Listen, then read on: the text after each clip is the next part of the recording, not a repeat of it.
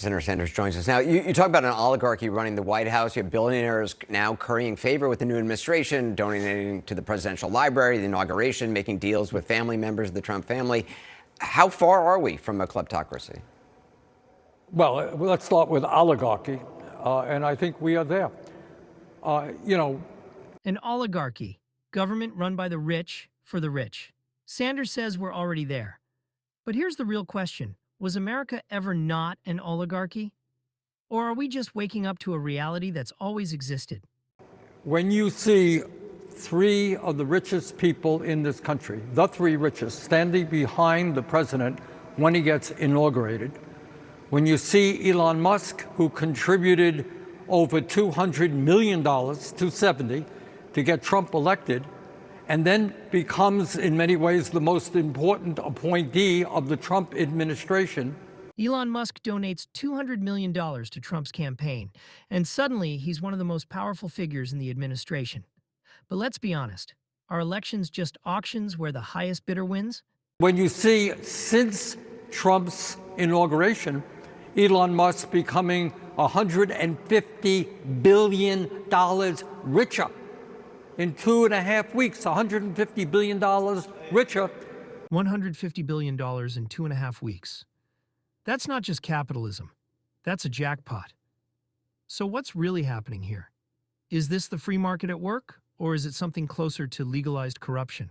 You tell me whether or not we are living in an oligarchy. And I think the function of government under Trump, under Elon Musk, will not be to serve ordinary people, but to make the very richest people in this country even richer.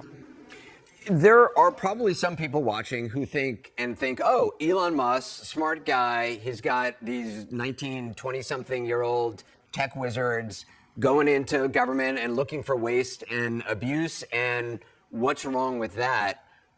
What is wrong with what is going on? Nothing wrong with looking for waste and the kinds of bureaucracy that exist. I think we can do a whole lot to get rid of the waste, the fraud, the excessive bureaucracy that exists in government, especially, by the way, in the Defense Department. What is wrong right now is one simple reality. What Musk is doing is illegal and unconstitutional. You cannot go into an agency like USAID and essentially fire everybody and get rid of that agency. Wiping out government agencies, freezing federal funds, if this is truly illegal, why isn't anyone stopping it? Is the law just an obstacle for the poor while the rich rewrite the rules? You cannot do, that's an agency that was created by Congress. They want to get rid of USAID, fine. Come to the Congress, make your case. You can't do it unilaterally. You cannot withhold U.S. funds that were appropriated for Medicaid, for community health centers, for Head Start. You cannot put a freeze on that. That money was appropriated by the Congress. And as I hope every fourth grader in America knows, Congress holds the purse strings. And what I also worry about is not just the movement toward oligarchy, but this growing trend toward authoritarianism. I hope the American people are seeing clearly that we had the January 6th rioters, the people who were trying to, in a sense, overthrow an election, undermine democracy, contributed to the injuring of 170 Capitol Hill police officers. They are pardoned. And then the FBI agents who worked hard to make the case, doing what they are told, they are now being investigated. What is the future of the FBI? Is the criteria to be an FBI agent in the future one who swears allegiance to Donald Trump or one who upholds the Constitution and the rule of law? And I'll tell you something. The January 6th rioters get pardoned, but the FBI agents who investigated them are now being targeted? What's next? Loyalty oaths to Trump? Or are we already there? Something else in terms of authoritarianism. And this is something that you and other people in the media should pay attention to. ABC paid a fine to Donald Trump, presumably for saying something that he didn't like. Meta, owned by Zuckerberg, paid a $25 million fine to Trump. Right now, Paramount, that owns CBS, is contemplating reaching a settlement with Trump. He has sued the Des Moines Register. The FCC is now investigating PBS and NPR.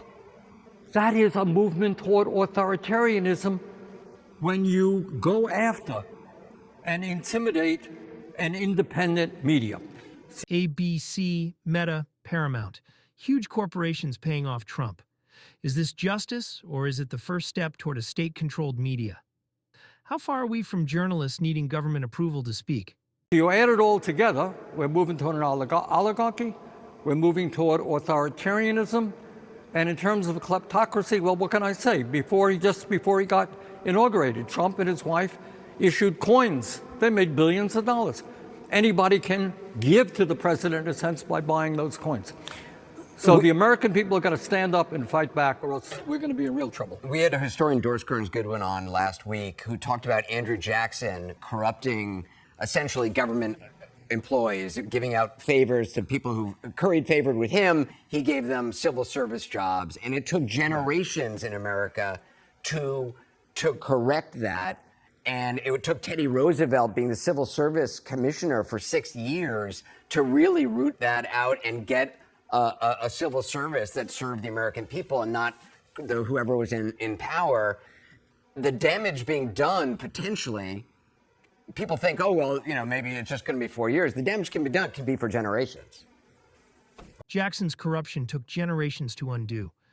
But what if we don't have generations this time? What if this is the beginning of something that can't be undone? Right. I mean, it goes without saying, and I think the overwhelming majority of Americans want a strong, efficient, independent civil service. We can make improvements. I am not here to tell you that we don't have a bureaucracy, that we don't have waste. We do. We got to work on that. But you don't get rid of thousands and thousands of dedicated public servants and replace them with people who are simply loyal to Donald Trump. That's not the way a democracy is supposed to work.